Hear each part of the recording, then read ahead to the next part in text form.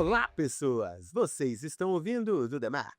Hoje, Fabiana Amaral e eu, Marcel Giraldini, vamos bater um papo sobre segurança de dados e sobre a, muitas vezes, insegurança, né? O que não fazer em projetos de DNA. É isso, Fabiana Amaral? É isso e vai ser tão rico esse episódio que eu tô bem animada como sempre, né.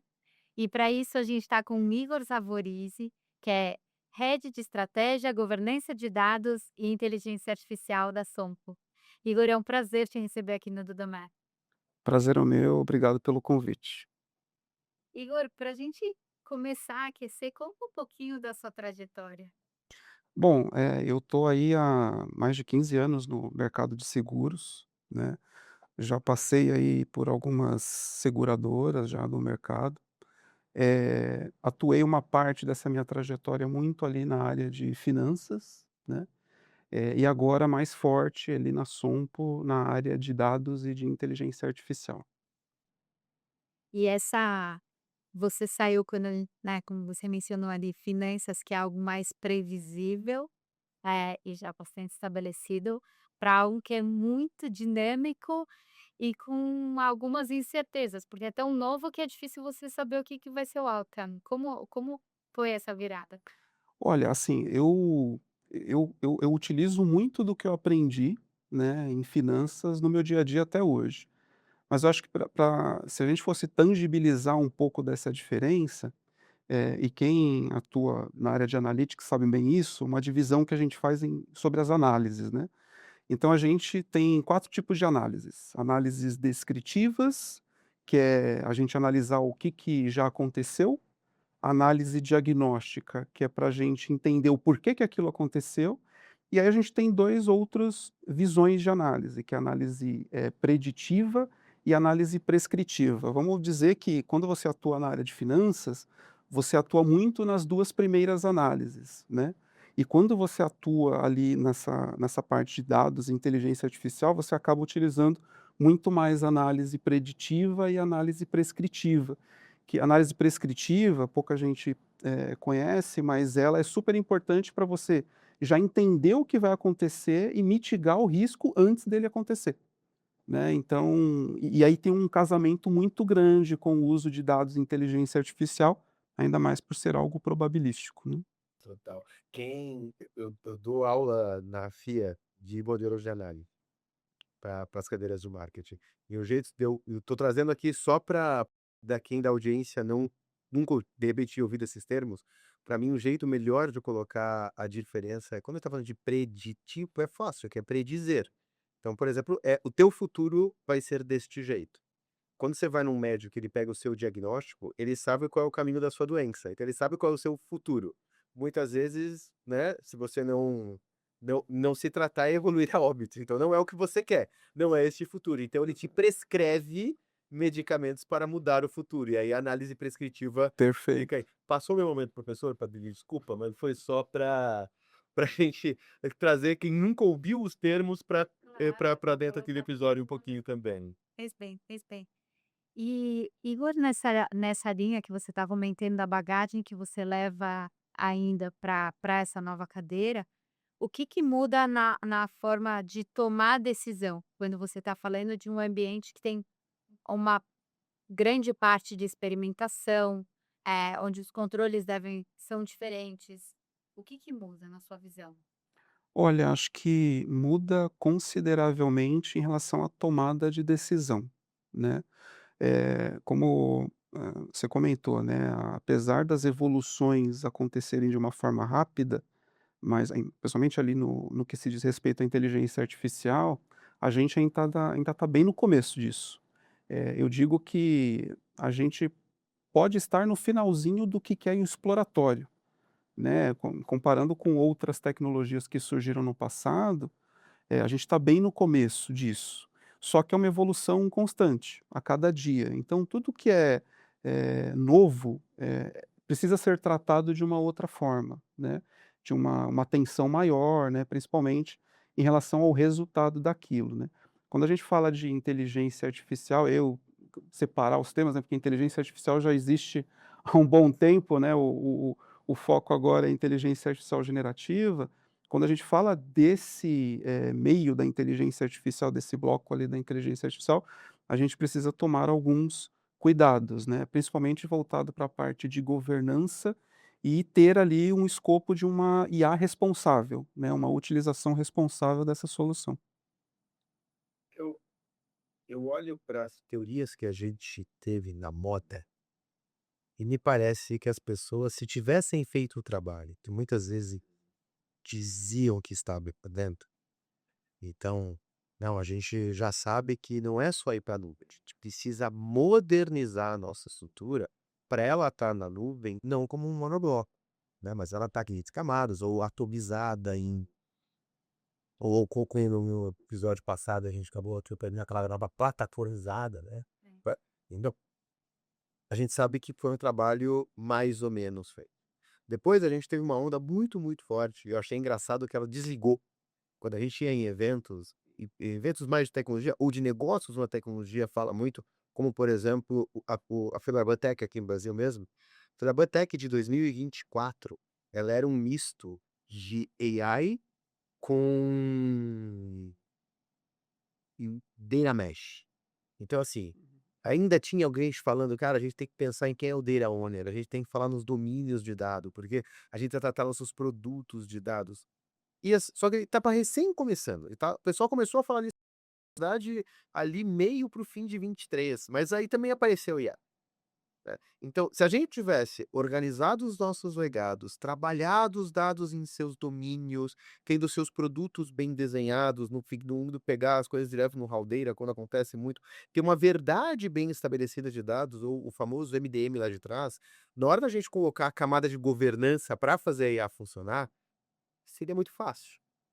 O que eu percebo é que o que acontece? A governança da IA responsável tá tão mais forte, eu acho que na camada de dados do que no algoritmo em si, porque você saber qual dado vai, como é que você anonimiza, como é que você tira viés do próprio dado, porque o viés histórico pode trazer um viés que não é agora, né, então, o que não falta é case de insucesso, de olha só, aquele IA de HR Tech, não vou ficar citando aqui os nomes, mas se a pessoa jogar no Google vai saber, aquele IA de HR Tech contratava mais homens que as mulheres. Sim, porque quando ele pegou todos os dados desde 1950, o volume de colaboradores era maior em homens, então ele estava descartando as mulheres como se elas não pudessem pegar a função. Mesma coisa para créditos em determinado banco americano que não dava crédito para nenhum afrodescendente. Óbvio, porque ele olhava e esse era o elemento do dado que num produto de dado bem desenhado teria sido retirado. E agora a gente tem que tratar muito débito técnico nos dados na camada de governança. E desculpa o preâmbulo enorme. O meu ponto é, a gente estava conversando antes de você é muito bem conectado com o mercado, então eu não queria perguntar só no que você está fazendo, mas o que você está vendo ser feito. Porque muitas vezes eu vejo que a governança da IA barra a de dados está indo um pouco para o mesmo caminho. Como é que eu resolvo o problema pontual agora, porque o resto eu vou empurrar com a barriga? E a gente vai só somar mais problemas, e em algum momento esse castelo vai desmoronar, ou a gente vai ter a IA vai achar o buraco que você não podia ser achado, e aí quem vai estar nas manchetes é aquele que empurrou com a barriga. Eu tô vendo isso muito acontecer, as pessoas não darem a devida atenção. A tua percepção é a mesma que a minha? O que que acontece, né, acho que não dá pra gente, começar a falar de IA sem falar de dados, né. Vamos dizer que dados é o principal combustível da inteligência artificial, né. Mesmo para a inteligência artificial generativa, que são modelos já pré-treinados com dados, né. Então, assim, acho que separando um pouco, governança de dados a gente já tem há muito tempo, eh, e ela muitas vezes o pessoal entende que a governança ela é algo burocrático, né. Normalmente quando você fala: "Vamos implementar uma governança", putz, vai travar tudo, né, não mas assim, acho que o ponto do que eu vejo, né, que já vem acontecendo, falando de governança de dados, há um tempo, é que quando você vai implementar uma governança, você pega um pacote pronto e tenta implantar aquilo na sua empresa. Acho que o erro está aí, né, porque a governança, ela não tem que ser encarada como um processo burocrático, ela tem um grande valor estratégico, desde conectado com a estratégia da empresa, né. Porque se você tem uma governança que as pessoas estão dando bypass, o problema não é as pessoas, o problema não são as pessoas. O problema é a governança que está sendo precisa de ajuste, foi mal desenhada. Então essa parte da governança de dados, né. Uma coisa que era uma estratégia lá no passado, olhando agora para a parte de dados também, depois eu vou falar de inteligência artificial, é que eu tinha uma estratégia de eu preciso consolidar um grande lake de dados antes de começar qualquer coisa, tá. Só que aí você perde 2, 3 anos para constituir esse lake, estruturar os dados e tudo mais, e aí só depois que você vai conseguir tirar algum valor daquilo, monetizar aquilo. Isso também eu vejo mudando um pouco, né, essa abordagem. Então, as pessoas começam implementando casos de uso, pegando uma pequena parcela de elementos críticos de dados, que são naquela imensidão de dados, dados que realmente são relevantes para eu ter um resultado, e gradativamente eles vão enriquecendo esse repositório. Então, dessa forma, você vai, gerando valor, não precisa demorar 2 anos para você ter um resultado, e você também gradativamente vai enriquecendo o seu repositório com dados que importam, né. Aí agora falando um pouco de governança de IA, esse eu acho que ainda está bem embrionário, né, e assim, acho que cada empresa, ela está se baseando no que tem para poder constituir essa governança dentro de casa. A gente não tem ainda uma regulação aprovada, né, então muitas vezes, a governança ela pega alguns aspectos ali da regulação, principalmente se são empresas que têm um órgão regulador e tudo mais. Então acho que a gente está ainda bem no começo da parte de governança de IA, né, o que a gente tem é alguns exemplos, em que são tratados fora ou nos Estados Unidos, na Europa, ou no Japão também, que a gente tenta, adaptar ao nosso cenário aqui, né. Indo nessa linha do que você está comentando, Igor, você acha que esse início, eh, acaba tendo uma governança, de repente, mais rígida, que por um lado gera um aumento de segurança e por outro lado também gera uma fricção operacional? Você acha que justamente porque ainda não está tão definido, talvez essa talvez esteja com mais rigidez? Ou o contrário, ou de repente até pela tecnologia, pela GenAI e, enfim, N coisas que agora estão à disposição, está sendo importante flexibilizar. Eu acho assim, se a gente pega o cenário de 2 anos atrás, quando a gente estava ali no começo e tudo mais, existia muita dúvida, né. Então nesse momento, talvez existia, um conservadorismo excessivo. Né, a gente pode pegar como exemplo a própria lei europeia de regulação de IA, que foi construída mais ou menos nessa época, que é super conservadora. Mas eu acho que hoje as pessoas, né, aumentando ali o letramento dela, o entendimento sobre como que funciona a inteligência artificial generativa, isso está se tornando um pouco mais flexível nas empresas. Eu acho que, na verdade, existe até uma pressão por parte da empresa em utilizar a inteligência artificial, que pode ser talvez algo ruim, porque a pessoa pode estar aplicando ali a IA generativa onde ela não é melhor utilizada, né. Então é um risco. Então acho que assim, o ponto da governança em si, ela tem que trabalhar isso também, né, ela tem que trabalhar no caso de quando você tem um problema, aquele problema realmente ele vai ser solucionado por uma inteligência artificial ou é um processo de automação, né? É algo determinístico ou é algo probabilístico? Né, você precisa entender qual que é o seu problema, e a gente tem que trabalhar e constituir uma governança que ajude isso, né, não burocratize. E eu acho que tem até uma vou colocar uma eu gostei da tua do teu modelo mental de decisão, mas vou me permitir colocar uma camada, porque é probabilístico, ok, então GNE vai ajudar. Esse determinístico é RPA, você pode dar o nome que você quiser, você está só automatizando. Talvez automatizando caro, né, colocando um agente para automatizar o que não precisa. Mas, eu acho que ainda tem mais uma pergunta, qual é o teu nível de aceite de erro? O quanto de variância de erro você vai aceitar? Porque ainda pode errar. E as pessoas de vez em quando estão esquecendo deste elemento que é tão claro. Ele usa em casa e de vez em quando fala: "Não, mas você falou uma coisa errada". "Ah, é? Me desculpe, eu fiz isso errado". Vai acontecer a mesma coisa, a gente pode colocar guarda-rails, a gente pode e a gente usa algum guarda-rails bem determinísticos em alguns momentos. Se a resposta não estiver nesta base, é não. Você não vai responder, volta e fica. E é o que acontece, você ganha um gap de atraso no processo. O processo pode, mas beleza, salvaguarda o erro, mas mesmo assim, a depender do teu processo, se for uma linha muito rápida, não pode parar. Copilotar com o ser humano ainda é importante. E pensar em e a gente está falando isso bastante, né, nos últimos programas, né, Thalia? Pensar em como é tomada esta decisão, se ela é gostei da tua visão, ela é determinística ou probabilística. E, visto que é probabilística, o quanto você pode aceitar? Qual a tua sensibilidade a um erro acontecer? Porque, ele vai acontecer pela forma como o modelo da GNR é concebido. Então, a gente ainda não sabe como vai passar isso. Enquanto estamos gravando, não sabe. Pode ser que na hora que a gente desligar daqui, alguém aprendeu, né, mas enquanto a gente tá gravando, a gente ainda não sabe. Então acho que tem esse ponto que a pressão do "o que nós queremos", sabe aquele meme? "O que nós queremos? Queremos IA, pá. Quando? Agora, pra quê? Não sei", né.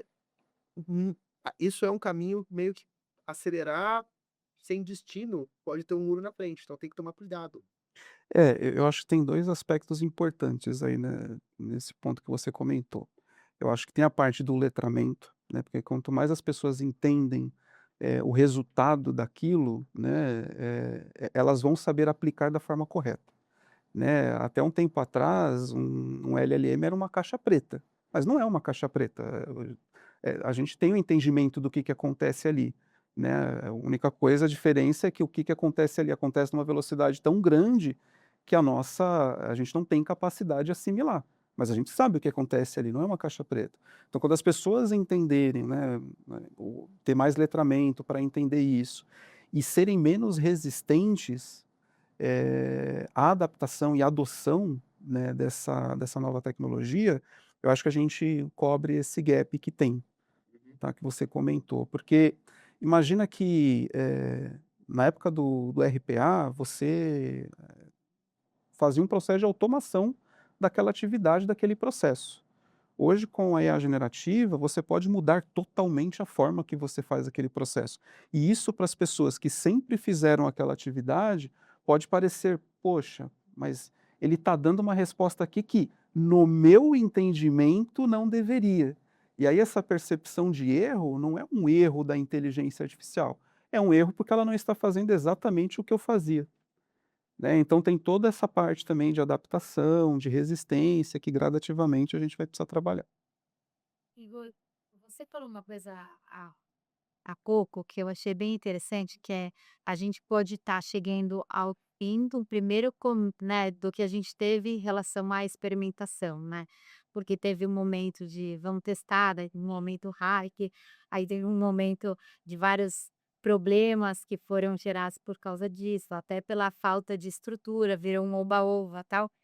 E às vezes, o que a gente tem ouvido muito hoje é que parece que as pessoas estão caindo um pouco na real de que muitas empresas estão usando inteligência artificial generativa e os ganhos disso estão sendo incrementais, né.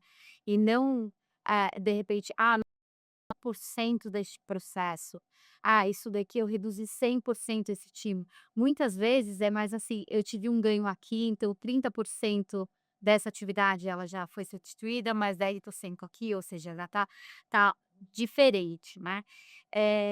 O que que você acha que acontece em relação a essa percepção? As pessoas elas estão tendo dificuldade, você mencionou há pouco, né, colocar IA generativa tá, mas onde? Porque teve um momento, como o Marcelo mencionou, vamos colocar tal e acho que não tinha muita elaboração do que a gente vai fazer com isso. Você acha que essa é uma das questões ou a tecnologia em si, que é algo que também ainda não chegou ou não está pronta para resolver 100% É. sozinha, digamos? Não, eu acho que pelo contrário, acho que a tecnologia ela evoluiu bastante. E o ponto da IA, dela ter evoluído de uma forma tão rápida nos últimos tempos, aumentou ainda mais esse débito, com o humano, né. A gente não está conseguindo acompanhar a velocidade do que isso tá evoluindo, né. Então acho que a tecnologia ela não é o principal problema aí. Eu acho assim, recentemente eu também tive conhecimento de algumas pesquisas, justamente para ter essa percepção, né, das empresas, né, em relação a ganho e tudo mais. E a gente vê que elas comentam algumas barreiras, por exemplo, que interferem aí de ter um resultado mais rápido, uma implementação mais rápida e tudo mais, né. E tem uma divisão ali, alguns pontos pertinentes, né, tipo, a integração dessa nova tecnologia com o sistema legados, né, sistemas mais antigos, que eles têm uma arquitetura monolítica e não modular, então tem uma certa dificuldade. Tem a parte que eu comentei da resistência, né, algo novo, até as pessoas se adaptarem a utilizar isso no dia a dia, acaba gerando ali um impacto. A parte do letramento, né, porque o letramento ele vai dar essa percepção para as pessoas em utilizar a IA da forma correta. Eu ouvi uma pesquisa recentemente que traz uma informação importante que compara um pouco o mercado brasileiro, dos Estados Unidos. E quando você vê eles fizeram uma pesquisa ali com algumas, seguradoras, tá, aqui do Brasil e também dos Estados Unidos, e a perspectiva de resultado em relação à IA é bem menor no Brasil do que nos Estados Unidos. Mas por quê? Lá está bem mais avançado, eles começaram a utilizar primeiro, né, essa nova inteligência artificial. Então eles, já identificaram que a inteligência artificial generativa ela não é somente um processo de automação, então ela conseguiu, mudar totalmente alguns processos e realmente isso daí vai trazer um ganho gigantesco. Então enquanto o mercado dos Estados Unidos está pensando num retorno de 20%, aqui no Brasil a gente está pensando num retorno de 5%. Mas por quê? Porque a gente está utilizando IA generativa para automatizar as coisas, não para mudar completamente o processo. Então acho que o grande ponto da gente ainda ter aqui, nessa percepção de baixo ganho utilizando a inteligência artificial está mais em relação ao uso. Eu fico pensando tinha uma entregar a idade na TV agora é uma coisa quando eu estava ainda na época de analista de sistema, a gente ouvia muito assim: "Ah, aquela área tem síndrome de Gabriela", né, que eu nasci assim, eu só fiz assim, né, sou sempre assim. Que é aquele apego ao jeito que tá fazendo, porque tá funcionando, que tá e a gente ainda percebe isso até em processos novos. Falar que talvez aí esteja um pouco uma coisa que é quase uma característica cultural nossa. "Não, mas tá funcionando, por que que a gente vai mexer?" Porque o ponto não é que não está funcionando que a gente pode melhorar um pouquinho, é que tá vindo um novo modelo que deixa esse aí obsoleto de uma hora para outra. Então é melhor você já ir testando este novo modelo muito, muito diferente, que sim tem risco no meio do caminho, do que você ir melhorando esse. Acho que tem um pouco dessa cultura corporativa quase. Acho que é a diferença óbvio que tem uma diferença da quando eles adotaram para quando a gente adotou. O fato de inglês funcionar melhor porque está treinado com a língua lá. Tem muito mais empresa já conseguindo montar os seus próprios SLMs, porque se tem capacidade local de fazer isso que não se tem no Brasil. Não tô tirando toda a camada antes que alguém depois venha querer me xingar nos comentários. A gente sabe que existe, mas eu acho que também tem um elemento cultural nosso de: "Gente, tá funcionando, por que que a gente vai se arriscar?"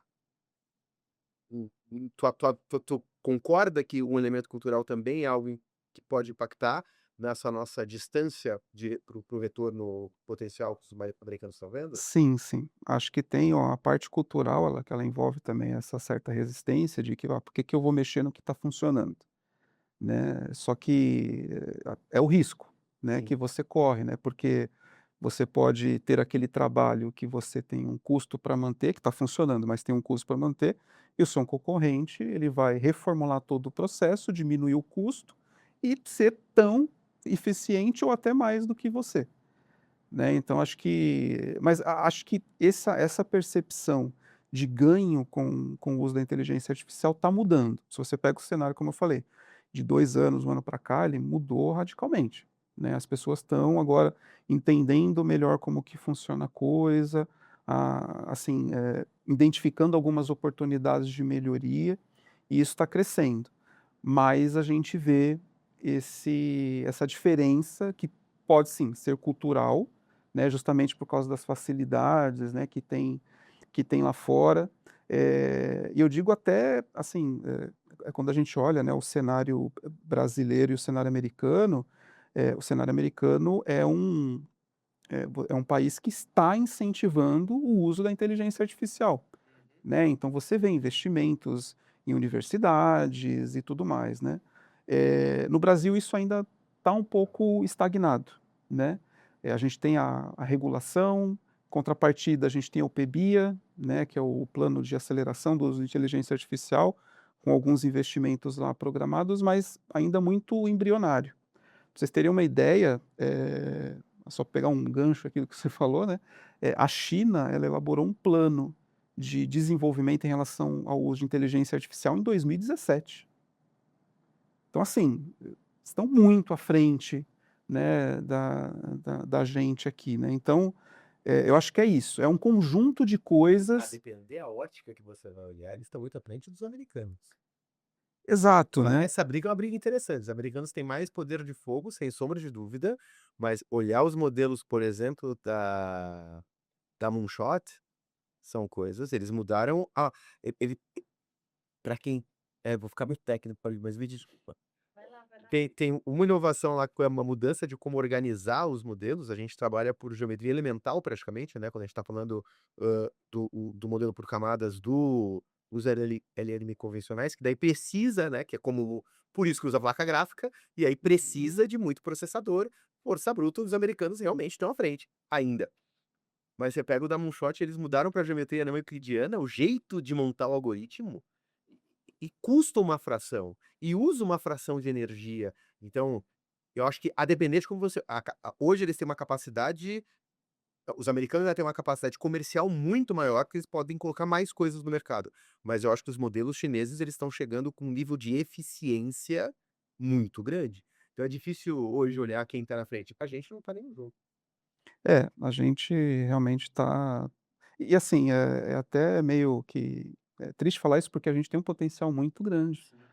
A gente exporta muito talento para fora, né, porque principalmente para empresas, mas só que o pessoal prefere ir para os Estados Unidos, pra Europa, né, porque lá realmente o salário é maior, né. Mas, assim, eu ainda acredito que a gente possa mudar um pouco esse cenário aí, aqui no Brasil, né. Agora vou voltar para cá, né. Desculpa, Porque, só fugir hoje. a gente passou por esse momento de, né, ou de repente está chegando ao fim desse momento de experimentação, onde talvez as empresas precisaram passar por isso, até para ter clareza onde a gente coloca, qual a expectativa, tal. E aí veio uma onda que é extremamente importante e não deveria nunca ter sido deixado de lado, que é a parte do ROI em relação a esses projetos, tá. E o que ainda e talvez ainda vai acontecer por um tempo, eu quero a sua visão sobre isso, é que em alguns projetos, principalmente envolvendo GenAI, se estabelece uma expectativa de ROI e parece que essa expectativa ela também está mal apoiada. E aí, de repente, não vem isso. Qual que é a sua leitura, assim, onde você acha que estão, de repente, os problemas? Por que que não está chegando? É uma expectativa que ela está mal apoiada? É algo que, de repente, não foi bem avaliado? Ou é uma coisa nova, então não tem como estabelecer tão bem algo tão assertivo? O que que você acha? O que que acontece, né, por que que a maioria dos projetos aí com uso de inteligência artificial acabam ficando pelo caminho, tá? É muito baseado na minha percepção do dia a dia e também conversando com outras pessoas. Eh, eu acho que começa ali pelo caso de uso, tá, que foi selecionado. Eh, toda e qualquer, iniciativa, né, quando você vai elaborar ali seu caso de uso, ele precisa estar atrelado à estratégia da empresa, senão você não tem patrocínio disso. Então é uma solução que se você vai desenvolver ali, a pessoa: "Ah, é importante para mim e tal", mas no final do dia aquilo não vai ter o resultado esperado e você não vai ter o patrocínio daquilo, né, você não vai ter a exposição daquilo, né, tudo mais. Então é importante que toda e qualquer iniciativa, né, que utiliza inteligência artificial, ela precise estar atrelada à estratégia da empresa, né.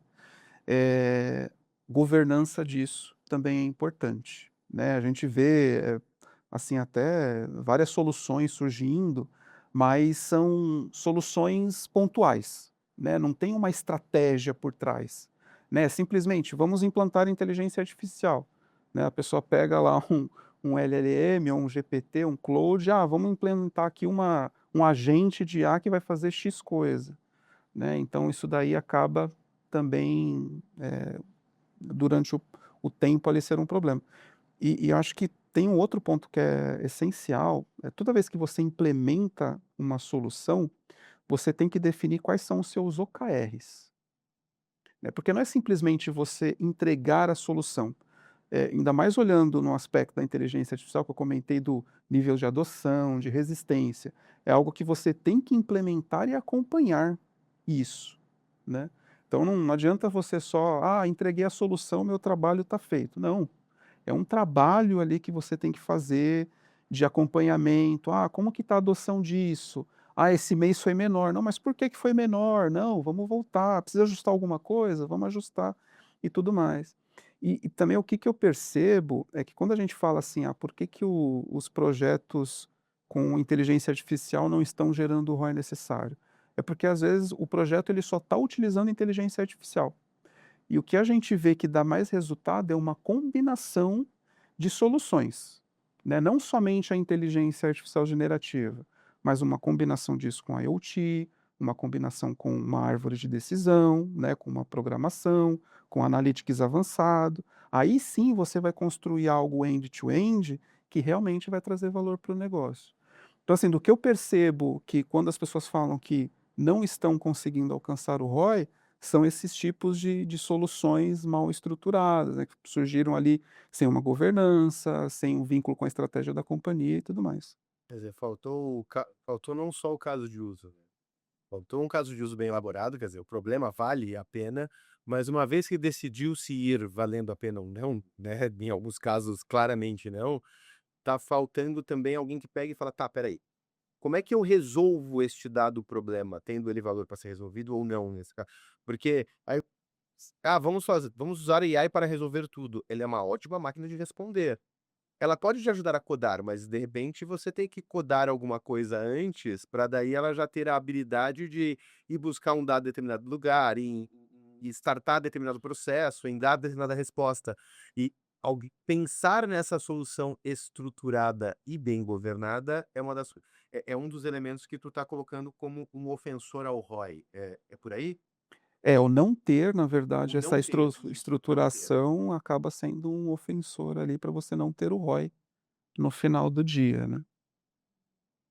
Tem agora você mencionou dessa combinação, e não é algo que a gente escuta muito, eu acho, essa combinação de AI, IoT, Analytics, né.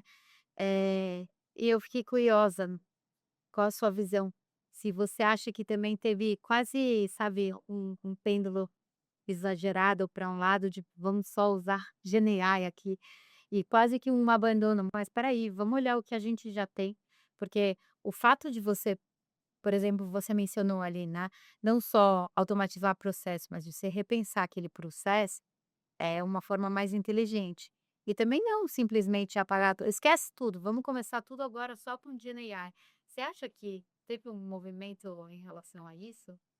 Eu acredito que houve e está ocorrendo uma pressão muito grande de se utilizar inteligência artificial, né. Então acho que dentro das empresas vem essa demanda de cima para baixo: vamos utilizar inteligência artificial independentemente do problema, da oportunidade de melhoria, né. E isso pode ser o grande problema de você estar utilizando a ferramenta errada, né.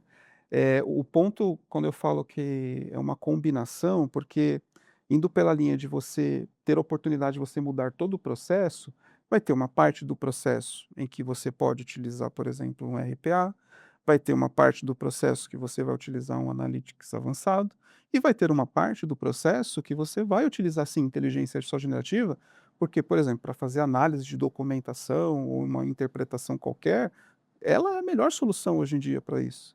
Né, então, eu preciso quando você identifica ali o processo que precisa sofrer que tem oportunidade de melhoria, você precisa desenhar essa arquitetura da solução, né, do caso de uso que vai ser implementado, né. Se você pega somente um pedaço, né, daquilo e implementa a inteligência artificial generativa, você pode ter um ganho? Tem. Ele vai ser sustentado? Não, né. Normalmente ele acaba ficando ali pelo caminho. Você falou em alguns momentos de voltar aos QAs. A gente tem uma pergunta que a gente faz para todo mundo, mas não é, eu tô só, aí é mais pra audiência, não é essa que eu vou fazer agora, calma, fica aí. Antes de eu perguntar os QAs da tua área, como é que tu olha para a governança e ver que dá certo, eu queria entender de uma iniciativa. Qual é a diferença de uma iniciativa de tecnologia tradicional, os indicadores de sucesso de uma iniciativa, de um projeto, para um projeto de data e um projeto de AI? Quais seriam essas diferenças de que as pessoas deveriam ter em mente? Eu acho assim, acho que a grande diferença, não digo assim uma diferença de não deveria existir, já deveria existir, né. Quando você tem um projeto ali dentro da área de Data Analytics e de inteligência artificial, você precisa ter uma proximidade muito maior com o negócio, né. Então acho que é o fator principal. Você ter essa proximidade do negócio, você entender o que é o negócio, entender a dor do negócio. Normalmente eu tenho projetos de tecnologia que, putz, também são projetos super importantes para a organização, mas trata algo mais estruturante. Não trata algo que eu vou ter o resultado daqui 2 ou 3 meses, né. Então acho que fazendo uma separação, né, de iniciativas de tecnologia e iniciativas de dados e inteligência artificial, acho que a principal diferença é essa. E aí depende do projeto ali que vai ser implementado, você vai ter aquela definição de KPIs, de OKRs que você vai acompanhando. Igor, a gente falou um pouco aqui, né, você falou, não é sobre a tecnologia, a gente estava falando e tal, o que faz mais diferença, né, é muito sobre como a pessoa do processo, como as pessoas vão encarar a implementação, de uma nova ferramenta ou para melhorar alguma coisa. Eu queria eu queria que você falasse o que que você acha que é a principal mudança que uma empresa precisa fazer para ela sair só de um discurso, às vezes, muito mais na espuma ali, e realmente conseguir quais dicas você daria, né? Realmente conseguir, trazer resultados mais tangíveis. Eu acho que a primeira coisa é começar, né. Eu acho que se você não começa, você não consegue chegar a lugar nenhum. Então o importante é você entender que você precisa mudar para você dar o primeiro passo, né. Então acho que isso é fundamental. E outra coisa é um pouco disso que eu estou falando, né, você precisa construir, essa estratégia de dados, inteligência artificial antes de sair construindo aí coisas sem conexão com a necessidade da empresa, com a necessidade do negócio. Você precisa trabalhar, provavelmente aí agora olhando um pouco mais de inteligência artificial, trabalhar um pouco, essa parte dos guardrails, né, em relação aos outputs, né, de tudo, de qualquer solução ali que você for trabalhar. Então acho que é isso mais o caminho. O que eu acho assim, tem empresas que já começaram a fazer isso há já algum tempo atrás e já conseguiram, né, avançar bem nesse tema, né. As empresas que estão começando agora, realmente, né, se elas, mas assim, se elas perceberem, né, o que as outras empresas passaram no passado e meio já pensar em algo nessa linha, pô, pode ser que elas ainda consigam alcançar as empresas que já começaram há 2 anos, 3 anos atrás. Mas se elas forem passar por tudo, aprender na prática ali, aí elas correm o risco de ficarem muito para trás. E agora sim, deixa a sua área, vamos lá, você acorda de manhã, chega no seu computador, ou pega o teu telefone e olha para quais indicadores para saber, porque não é, eu vou falar que não é comum, né, governança e estratégia de dados e IA. Quer dizer, é uma área específica para não deixar os problemas ocorrerem. Quais são os indicadores que você olha para saber que você está no caminho certo? Só para explicar um pouco, né, a minha estrutura lá na Sompo hoje, então, dentro da minha estrutura, eu sou responsável pela parte de tem a área de Data Analytics, tem a área de inteligência artificial e tem a área de governança de dados e de inteligência artificial. Então, e fora isso agora a gente também tem a Sompo Digital Labs Brasil, né, que foi anunciada aí, agora no início do ano. Então minha dedicação acaba sendo, com essa estrutura, nessa dinâmica. Eh, é difícil você falar, né, assim, eu tenho os meus indicadores, né. Vai ser os mesmos indicadores que você vai ver na sua empresa? Não. Porque a governança que a gente implementou lá é aderente para a necessidade da empresa, da minha empresa lá, da Sompo. Pode ser que o mesmo modelo de governança, né, que eu aplico lá, não funcione em outra empresa. Então, normalmente vão ser OKRs diferentes, KPIs diferentes, né. Mas eu acho que, se eu for destacar, assim, os principais indicadores que você precisa acompanhar. Primeiro, indicadores em relação ao nível de maturidade de dados, né, então você tem todo o processo de qualidade de dados em todas as dimensões, você precisa ter esse acompanhamento principalmente nos CDs, né, que são os elementos críticos de dados e tudo mais. Você precisa, ter ali alguns indicadores relacionados a como que você está em relação ao negócio, olhando visão de curto, médio e longo prazo. Então, por exemplo, se você tem lá o seu pipeline de casos de uso, como que está o processo de implementação e desenvolvimento disso? Qual que é o percentual desses casos de uso baseado em todo o pipeline que você tem, né? É um KPI importante para você entender o nível que você está conseguindo avançar com as coisas, né? E também em relação à adoção, né, das soluções que você implementou, como que está a adoção disso? As pessoas estão utilizando? Está gerando resultado? Né, aquilo que eu falei, não adianta você só implementar, né, você precisa acompanhar. Fora indicadores um pouco mais técnicos, né, que é acompanhamento dos modelos que foram implementados e tudo mais, mas em linhas gerais eu destacaria esses indicadores aí. Por uma aula para quem resolve usar peixe. Igor, eu quero te agradecer muito por ter vindo aqui no Dudamar e te perguntar, as pessoas que quiserem te seguir, acompanhar, qual é a melhor rede? Olha, eu utilizo muito o LinkedIn, né, acho que as pessoas podem me acionar lá, pode mandar lá o convite que eu aceito sem problema nenhum. Maravilha. Igor, mais uma vez, muito obrigado para você que nos acompanhou até agora. Já sabe, no YouTube, curte, comenta, compartilha. Tá no Spotify, tá em outro agregador, compartilha com um amigo, dá 5 estrelinhas, isso ajuda a gente demais a continuar fazendo os conteúdos aqui para vocês. E na próxima quarta-feira a gente se vê. Valeu.